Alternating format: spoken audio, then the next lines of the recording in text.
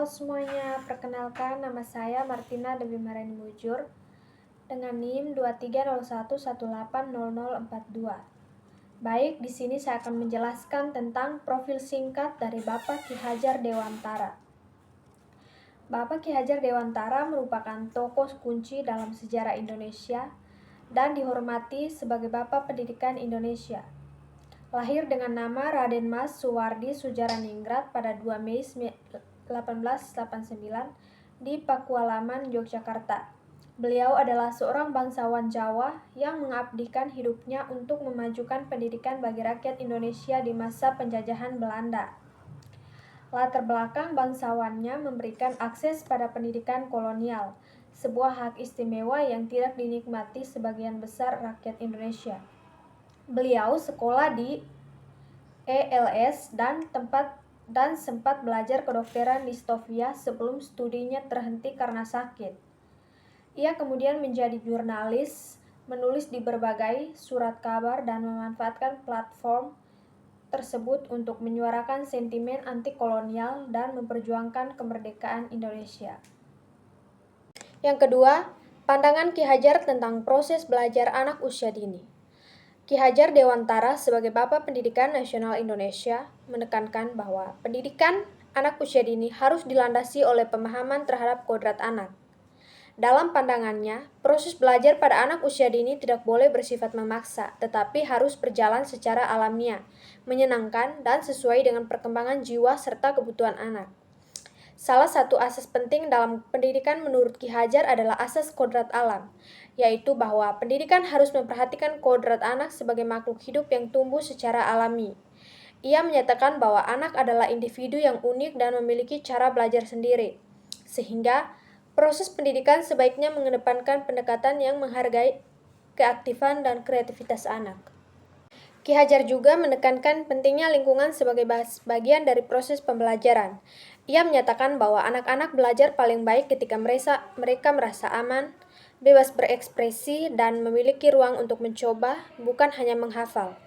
Oleh karena itu, ia memperkenalkan asas Among, yakni mendidik dengan cara membimbing, bukan memerintah.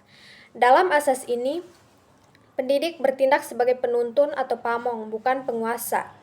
Prinsip ing ngarso sung tulodo, ing madio mangun karso, dan tuturi handayani juga sangat relevan dalam konteks PAUD. Guru menjadi teladan di depan, membangun semangat di tengah, dan memberi dorongan dari belakang. Artinya, anak perlu diarahkan tanpa ditekan agar tumbuh menjadi pribadi yang mandiri, kreatif, dan bertanggung jawab.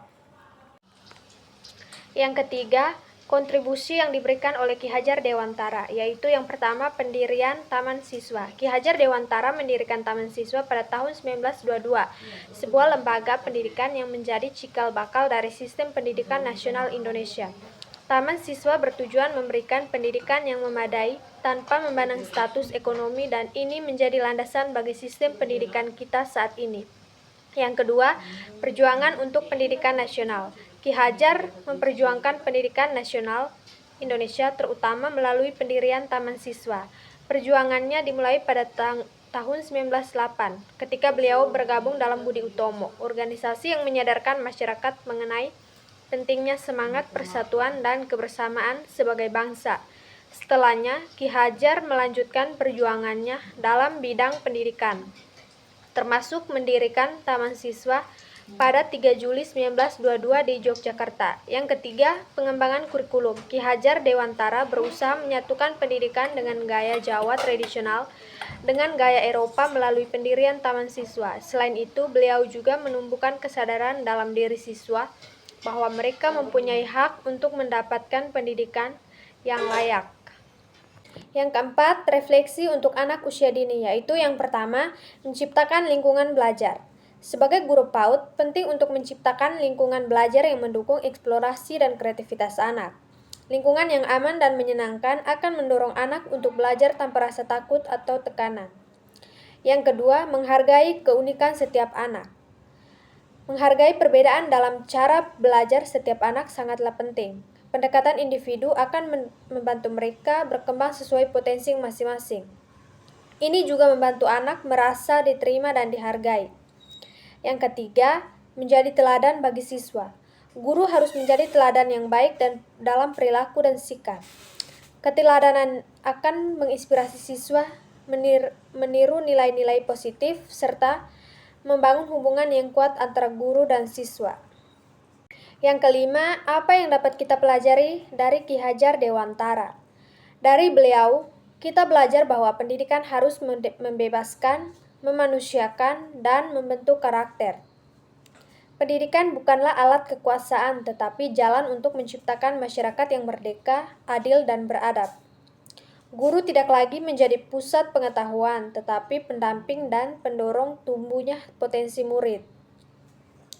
Pelajaran untuk guru PAUD yaitu mengajarkan secara menyenangkan, menjadi teladan, menciptakan suasana hangat dan demokratis, menggunakan budaya dan seni, mendorong kreativitas anak. Baik, yang keenam yaitu pendidikan Ki Hajar Dewantara. Pendidikan digunakan untuk mengembangkan potensi cipta, rasa, maupun karsa seseorang agar menjadi nyata dan dapat berfungsi dalam perjalanan hidupnya. Pendidikan adalah usaha sadar dan terencana untuk mewujudkan suasana belajar dan proses pembelajaran agar peserta didik secara aktif mengembangkan potensi dirinya untuk memiliki kekuatan spiritual keagamaan, pengendalian diri, kepribadian, kecerdasan, akhlak mulia, serta keterampilan yang diperlukan dirinya, masyarakat, bangsa, dan negara. Tujuan pendidikan adalah untuk mempersiapkan orang untuk hidup dengan nyaman di dunia yang selalu berubah dan mampu mempertahankan keberadaan mereka dalam dinamika kehidupan sehari-hari populasi umum. Karena perubahan yang dihasilkan oleh globalisasi mempengaruhi banyak aspek yang berbeda, termasuk moral, politik, sosial, dan budaya. Pendidikan mempunyai dua fungsi yang saling bertolak belakang dan berdampak pada posisi dilematik dalam perubahan tatanan sosial. Satu sisi pendidikan harus melanggengkan tatanan yang sudah ada dalam hal ini. Budaya di sisi lain pendidikan bertugas untuk melakukan perubahan dan mengikuti perkembangan zaman. Menurut Ki Hajar Dewantara, pendidikan merupakan upaya kemerdekaan manusia dalam arti menjadi manusia yang mandiri agar tidak tergantung kepada orang lain, baik lahir maupun batin. Yang ketujuh yaitu yang dapat dipelajari oleh guru PAUD dari Ki Hajar Dewantara, yaitu yang pertama, pendidikan berpusat pada anak. Merupakan pendekatan pedagogis yang menempatkan anak sebagai subjek utama dalam proses pembelajaran. Konsep ini menekankan pentingnya memahami dan menghargai karakteristik unik setiap anak, serta menciptakan lingkungan belajar yang responsif terhadap kebutuhan dan potensi mereka. Yang kedua, menghormati kodrat alam dan zaman. Aspek ini menekankan pentingnya pemahaman akan perkembangan anak secara alami atau kodrat alam dan konteks sosial budaya mereka atau kodrat zaman. Pendidikan tidak boleh memaksa anak untuk belajar di luar kemampuan dan tahap perkembangannya. Kurikulum dan metode pembelajaran harus disesuaikan dengan usia, minat, dan kemampuan anak. Selain itu, pendidikan harus relevan dengan perkembangan zaman, mempertimbangkan kemajuan teknologi dan perubahan sosial. Anak perlu dipersiapkan untuk menghadapi tantangan masa depan. Yang ketiga, ing ngarso sungtulada, ing madya mangun karsa dan tuturi handayani. Semboyan Ki Hajar Dewantara ini merupakan inti dari pendidikan berpusat pada anak, yang artinya yaitu yang pertama, ing ngarso sungtulada, yaitu di depan memberi contoh. Guru harus menjadi teladan bagi siswanya, baik dalam perilaku, etika maupun pengetahuan. Yang kedua, ing madya mangun karsa, di tengah membangun semangat. Guru harus memotivasi dan membangkitkan semangat belajar siswa. Yang ketiga yaitu tuturi handayani, di belakang memberi dorongan. Guru harus mendukung dan mendorong siswa dari belakang, memberikan bantuan dan bimbingan bila diperlukan. Konsep ini menekankan peran guru sebagai fasilitator, bukan sebagai otoritas tunggal. Yang keempat, tujuan pendidikan yang holistik. Pendidikan berpusat pada anak, bertujuan untuk mengembangkan seluruh aspek kepribadian anak secara utuh dan seimbang. Ini meliputi pengembangan kognitif, yaitu kemampuan berpikir, menganalisis, dan memecahkan masalah. Yang kedelapan, kelebihan dan kekurangan, yaitu yang pertama kelebihan. Kelebihan dibagi lagi menjadi 4, yaitu yang pertama pendekatan berpusat pada anak. Kelebihan utama pendekatan ini adalah penyesuaian pembelajaran terhadap kebutuhan individu anak. Setiap anak unik dengan kecepatan belajar, gaya belajar, dan minat yang berbeda-beda. Pendekatan ini memungkinkan personalisasi pembelajaran, sehingga anak dapat belajar dengan lebih efektif dan efisien. Hal ini juga meningkatkan motivasi dan anak dalam proses belajar. Yang kedua, perkembangan holistik. Fokus pada perkembangan holistik meliputi aspek kognitif, afektif, psikomotor, dan spiritual, menghasilkan individu yang seimbang dan utuh. Tidak hanya cerdas secara akademik, tetapi juga memiliki karakter yang baik, keterampilan sosial yang memadai, dan kesadaran spiritual. Ini mempersiapkan anak untuk menghadapi berbagai tantangan hidup dengan lebih baik. Yang ketiga, trilogi pendidikan, yaitu Ingarsa Sungtulada, Ing Madya Mangunkarsa, dan Tuturi Handayani. Trilogi ini memberikan kerangka kerja yang jelas bagi guru dalam membimbing siswa. Guru tidak hanya sebagai pemberi informasi, tetapi juga sebagai motivator, fasilitator, dan pembimbing. Peran guru yang beragam ini menciptakan hubungan yang lebih positif dan efektif antara guru dan siswa. Yang keempat, kebebasan belajar atau merdeka belajar. Kebebasan belajar memungkinkan anak untuk mengeksplorasi minat dan bakatnya. Mereka dapat belajar dengan cara yang mereka sukai, sesuai dengan gaya belajar mereka.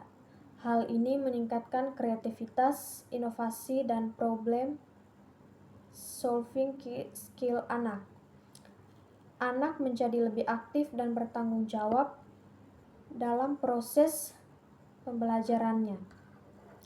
Yang kedua yaitu kekurangan.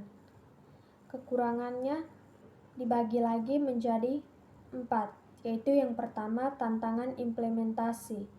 Penerapan pendidikan berpusat pada anak membutuhkan persiapan yang matang dan sumber daya yang memadai. Guru perlu mendapatkan pelatihan khusus agar mampu menerapkan pendekatan ini secara efektif. Selain itu, dibutuhkan kurikulum yang fleksibel dan beragam, serta sarana dan prasarana yang mendukung. Terkadang, sistem pendidikan yang kaku dan birokrasi yang rumit dapat menghambat implementasinya. Yang kedua, kurangnya penilaian standar. Penilaian yang berfokus pada proses belajar dan perkembangan individu anak dapat sulit untuk diukur secara objektif dan standar. Hal ini dapat menimbulkan kesulitan dalam membandingkan prestasi anak satu dengan yang lain, atau dalam mengevaluasi efektivitas program pembelajaran. Sistem penilaian yang komprehensif dan valid diperlukan untuk mengatasi kekurangan ini. Yang ketiga, potensi ketidakkonsistenan. Penerapan pendekatan ini bergantung pada kualitas dan konsistensi guru. Jika guru tidak terlatih dengan baik atau kurang konsisten dalam penerapan pendekatan ini, maka efektivitas pembelajaran dapat berkurang. Standarisasi pelatihan guru dan pemasaran